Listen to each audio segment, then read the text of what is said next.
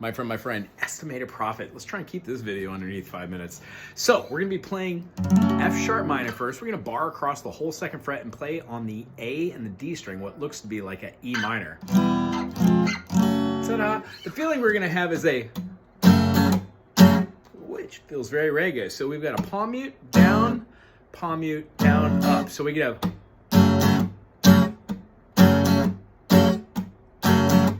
do that with me. Rest, down, up, rest, down. We're gonna keep our hand swinging the whole time, so it should look like. I'm not gonna play it the whole way through, but you'll notice when it's saying the first verse, when it goes through that, my time's coming, any day, don't worry about me, no. We're gonna feel like.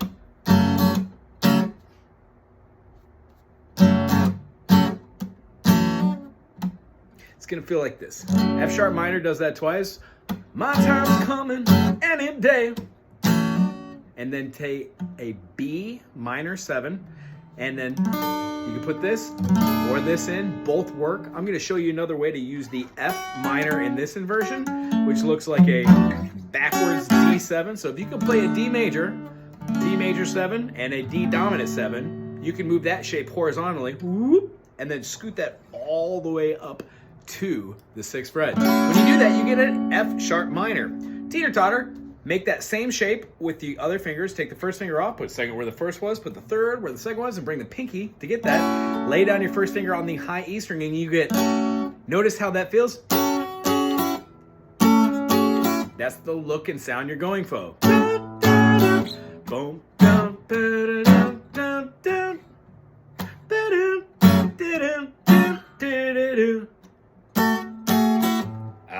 so try and do that a couple times. Once again, the 5th fret, high E string. Second finger is going to be going on the G string at the 6th fret. You're going to bookend on the 7th fret of the D string and the B string, giving you, move this down and then play it open. Ta-da!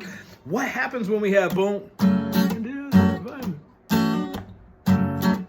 You can also go all the way up to the 10th fret and play what looks like B flat major 7. We're going to take it all the way up here. It's going to give us our F minor. It also is stemming out of the A pentatonic, because F sharp minor is its relative minor, meaning all the notes in A are the notes in F sharp minor. So what we're going to do is we're going to take that feeling,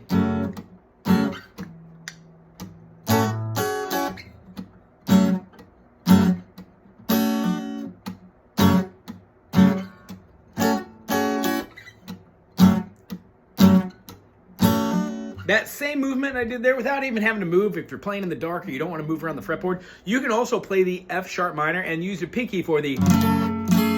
It just makes it way more open than having control over all those legato and staccato notes, either short or long notes in duration. When it goes to the chorus, you're going to hit a blaring G major. Those of you who are playing rhythm, you will have a California. 1, 2, 3, 4, 5. 1, 2, 3, 4, 5. You can do G, C,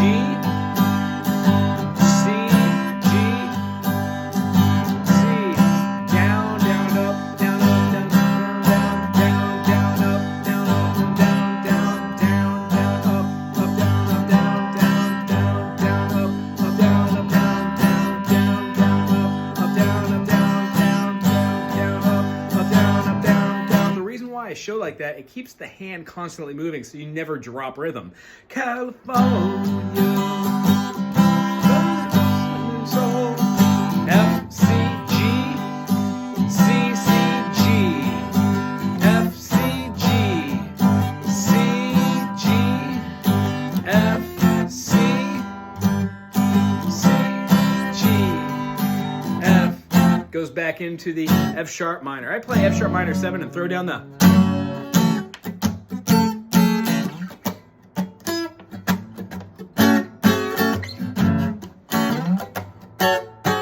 Something along those lines. Give it a little funk and swing. Goes through a second verse. After it gets through the second verse, don't worry about me, no. Don't worry about me, no. California. Does the chorus one more time at the end of this chorus. Rather than returning back to the verse, it does a bridge. Follow me here.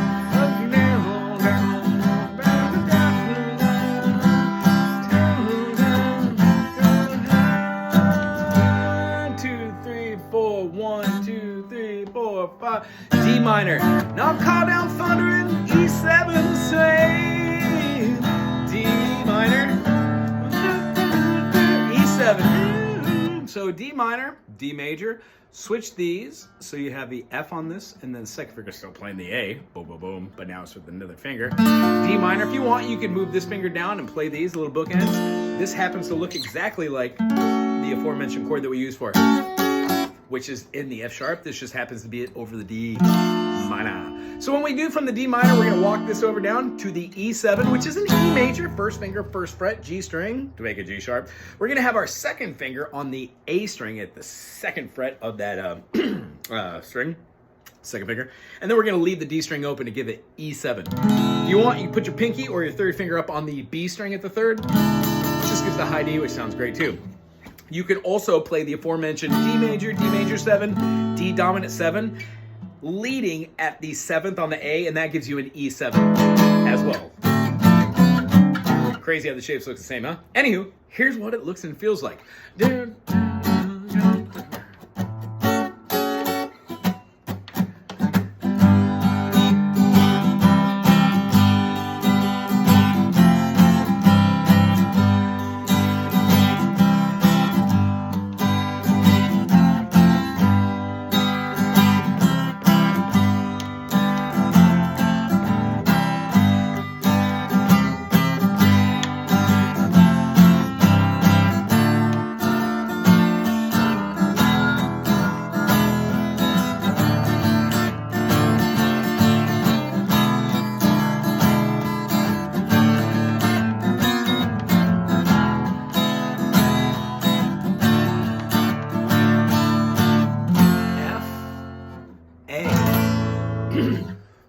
Hold this out.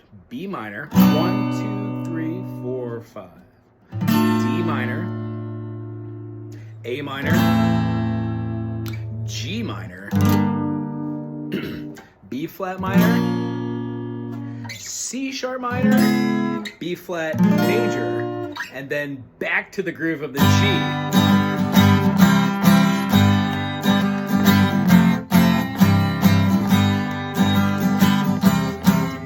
Point you can tell that's where the version of the solo, no matter what you want to play, is in there. Remember when we're playing that with the G, you can play G major, Ionian, 2, 3, 4, 5, 6, 7, 1. I would stay away from Mixolydian, 1, 2, 3, 4, 5, 6, flat 7, unless you're going to be having a jam in there which goes to a dominant note, a dominant 7, or you plan on maybe moving it. Let's see, G7 would be another dominant. We could move in through G, A, B. That's a B diminished. You could go into C if you're moving and modulate, then going back later. But long story short, after you get through that, it does the solo, and then it does the last verse. My time's coming any day. Worry about you now. When you get to the end of that, you do the chorus again, California. And I think on my favorite LP, it just it fades out. Other than that, I hope you really enjoyed this. The one key signature lick that any guitarist is going to want, and I'm glad you stick around to the end of this for this. When we go to the chorus, the G, C, G, F, C, a secondary guitar player does like a 1, 3, 5, 1, goes all the way up to the 12th fret, plays the B and the D string, does the B string at the 10th and then the 11th, and then at the 9th and the, at the 8th and the 10th.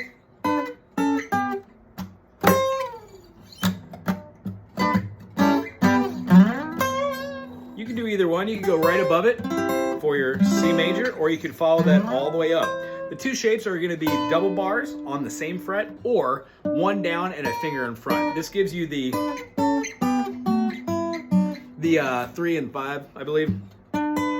Yeah, of the chord. And honestly, it's part of the chords when you work on an A major chord here.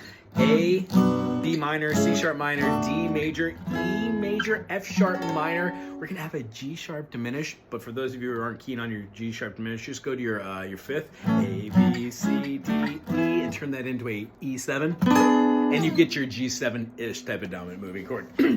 If you need any more explanation on this, or if you have a request, please put it out there. Hey, thanks for this request. I dig the dead.